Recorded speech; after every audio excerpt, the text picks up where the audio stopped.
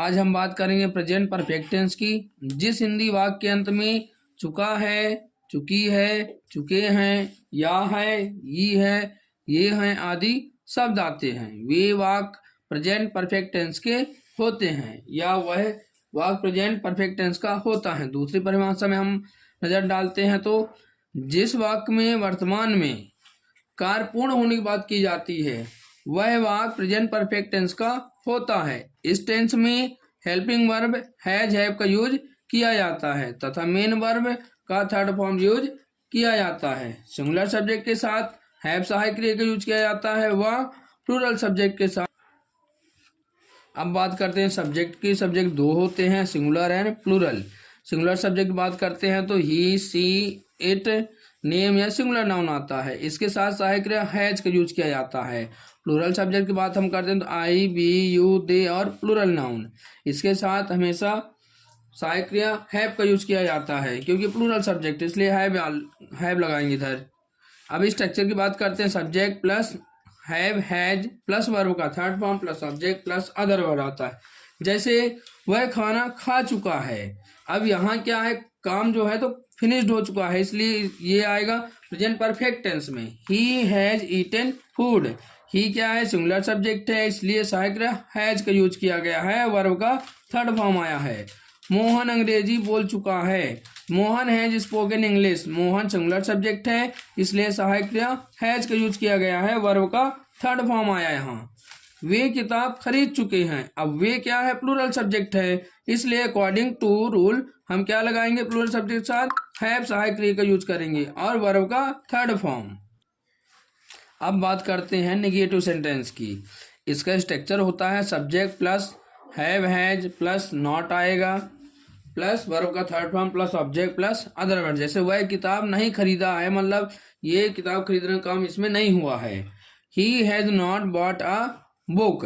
वे बाजार नहीं गए हैं, ये कौन सा टेंस है, ये भी है प्रेजेंट परफेक्ट टेंस, लेकिन ये निगेटिव सेंटेंस है।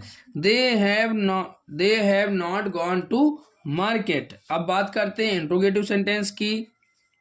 इसमें दो कंडीशन होती है। फर्स्ट कंडीशन के अनुसार जब क्वेश्चन वर्ड सेंटेंस के शुरू में आता है तो उसके स्थान में हम सहायक क्रिया का यूज करते हैं। जैसे क्या राम खाना खा चुका है। अब क्या इंट्रोगेटिव वर्ड है, इसलिए ये शुरू में आया है। अब इसके स्थान पर हम सहायक क्रिया हैज का यूज करेंगे। फिर अकॉर्डिंग टू रूल सहायक क्रिया के बाद सब्जेक्ट आएगा। यहाँ राम है, राम के अनुसार हम हैज लगाए हैं, वर्ब का थर्ड फॉर्म प्लस ऑब्जेक्ट आ गया और इंट्रोगेटिव मार्क इसमें हम जरूर लगाते हैं। अब दूसरे एग्जाम्पल की बात करते हैं। क्या वे सदना जा चुके हैं।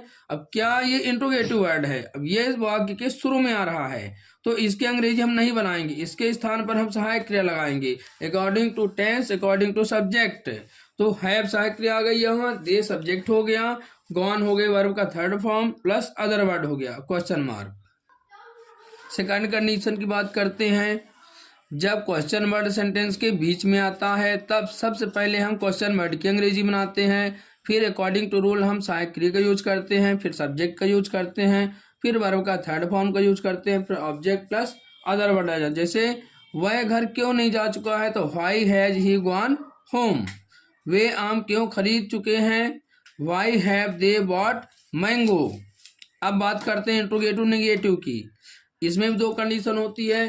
जब क्वेश्चन वर्ड सेंटेंस के शुरू में आता है तो इसकी इंग्लिश नहीं बनाएंगे। अब इसमें नेगेटिव वर्ड भी आ रहा है नहीं, तो रूल के according has Ram not eaten food, पहले सहायक क्रिया आएगी, फिर आएगा सब्जेक्ट, फिर आएगा नॉट, फिर आएगा वर्ब का third form plus object plus आएगा इंट्रोगेटिव मार्क।